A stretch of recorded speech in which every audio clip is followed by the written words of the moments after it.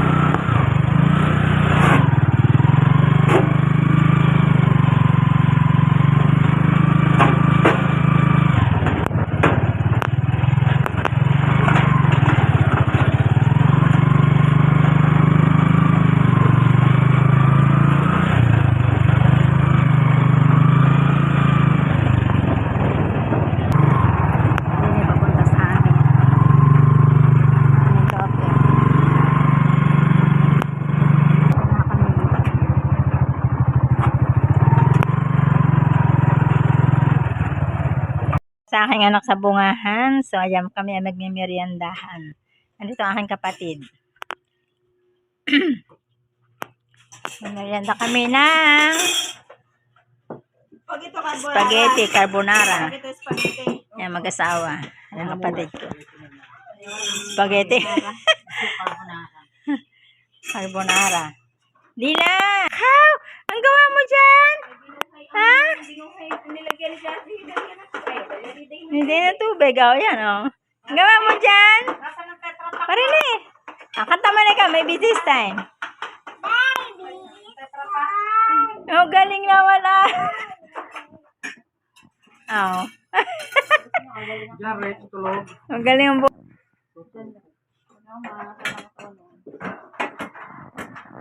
So, kami magmerienda muna.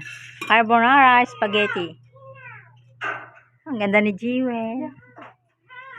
Yung aking anak. Oh. Ninang mo yan? Ninang mo yan? Kanta mo na. Very good. Oh, waka-wak. Yung kanta ng Tia Merle. Dali, paano yun? Kanta mo Merle, yung ano. You smile like you smile way back then. I'm feeling like you smile way back then. What's right? Ikaw? Susumang papahukay ako sa aking bayaw ng kamote. Ay, are. Diyan na ikaw, Dylan.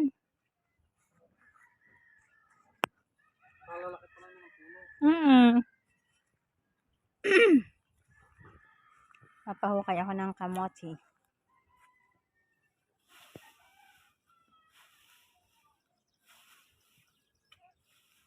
Doon na ikaw. Ha? Ay! Tabi po. Tayo. Oops. Oops. Dada. Ha? O, wag na dyan. O, dali. O, siya.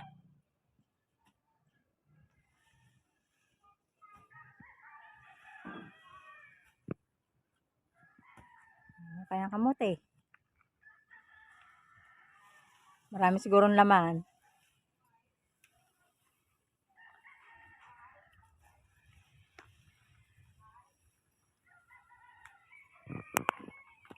Oh, naputol. Naputol na. Yung. Putol. Yan, daming laman. Oh, naputol. Oh, lalaki eh.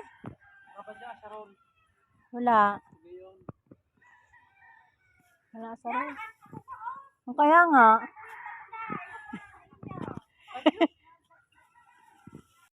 Nabunot sa isang puno o may 5 kilo ito, o diba? So gagawin ko itong suman. Akin ng tatalupan. Yan, puro puti kasi umulan. So yan, tayo ay magtatahalog ng kamuti. Kamuting kahoy. Ang laki, di ba? Kaso maputik. Pero maalwan siyang talupan.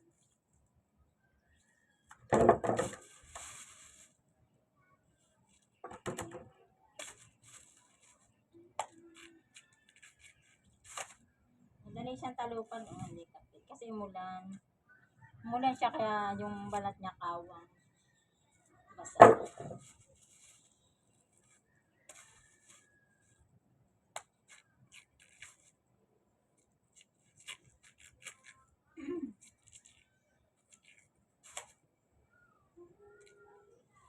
Ang tataba ng kamote, ang laki.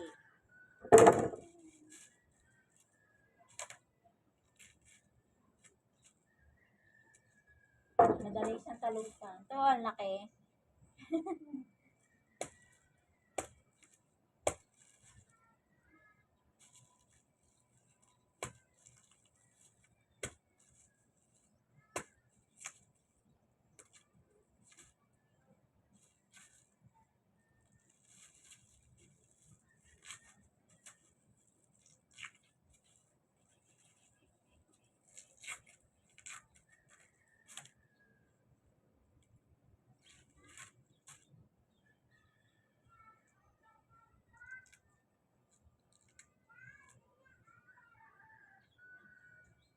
Maputik. Isa na lang yung kakayurin ko na kamote. So, yung pinakamalaki. Siya yung last ko na kukudkurin. Ayan, nakudkud ko ng lahat. Ayan, akin ang titimplahan. Lalagyan ko na siya ng asukal. So, ayan na. Lalagay ko yung kalahating kilo asukal. Naku, natapon pa. Tapon pa yung asukal. Sayang. So, yan siya ay aking kakamayin na. Lalamasin na natin. Kakamayin na natin kasi malinis naman yung kamay. So, ito na yung pansarili. Hindi naman ito pang benta. Kung pampenta, pwede siyang mag-gloves o sandok ang gamitin. Meron pa itong niyog. Ayan. So, meron din ayan, biniling niyog. So, atin din isasama. So, yung ha? Murang-murang niyog. Mamaya, pag ako kumuha ng So, hindi natin ilalahat kasi marami.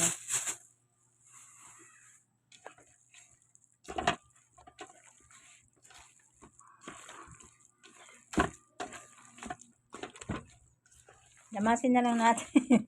Nandito ang sarap sa lamas.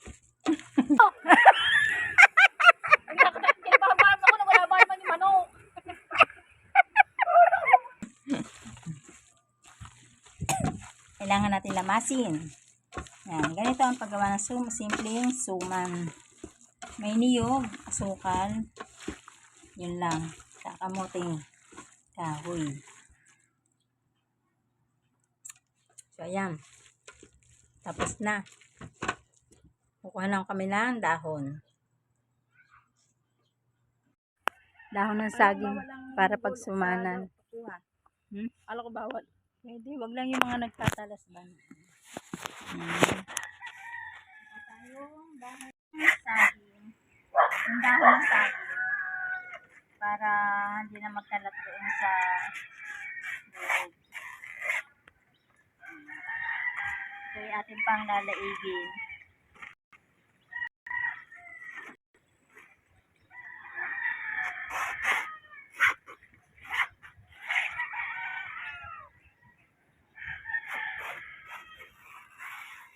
Yan, titaw.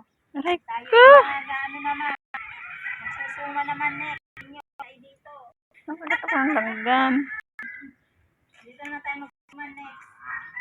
Marami pa din puno ng kamote sa aking anak.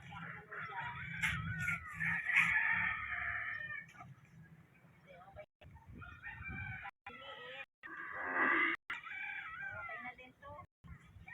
Isa maganda talaga malapad. Maganda talaga malapad.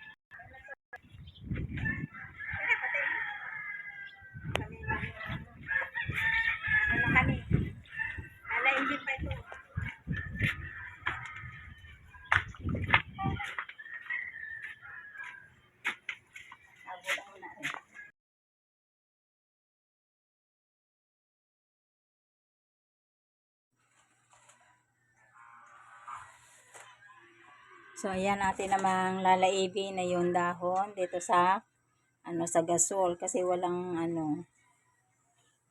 kahoy. Kaya sa gasol na lamang.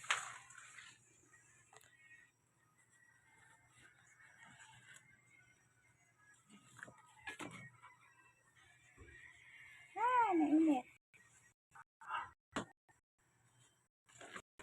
Natin lalain para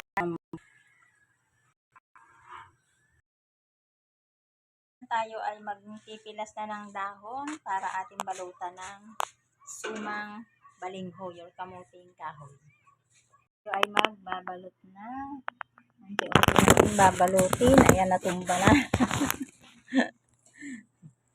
Natumba na ang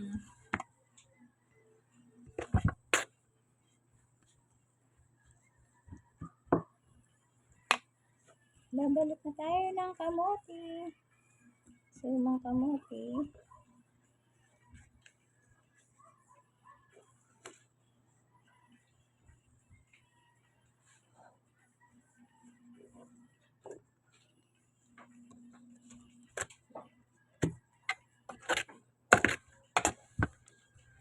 Merenda na. Hindi na dyan ka. Ano gamit kahit nandun sa taniman? Paruwis yun. Umukay kami ng kamote. Isang puno lang Paruwis yun. Baka ano gamit kayo? Abay, pumasok na dun sa mga isa na. Ay, dahil. Lalaki ba ano ayaw pa itala? Ay, bigay kaya nga din ang kay Tindin namatay ang mga mais. Pinapasok ng yan, yung baka din ni Kapitol. Lalaki ba ano ayaw itala?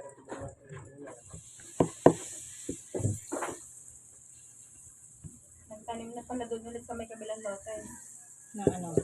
Nung nakarakas ang tanim diyan, ang palaya. Hira din ang baka. Hindi naman ho. Bago natagalan ho ulit bago itanim. Ayun ho daw na yung mais. Yan, meron. Paano ba nag-Jollibee? Ayan o. Ayan, luto na yung aking unang salang. Ako na suman na kamuting kahoy. Ano ba gusto mo? Tingnan pa natin itong nakasalang. Yan, meron pa akong nakasalang. Hindi na nabalot lahat yun, no? Meron pa.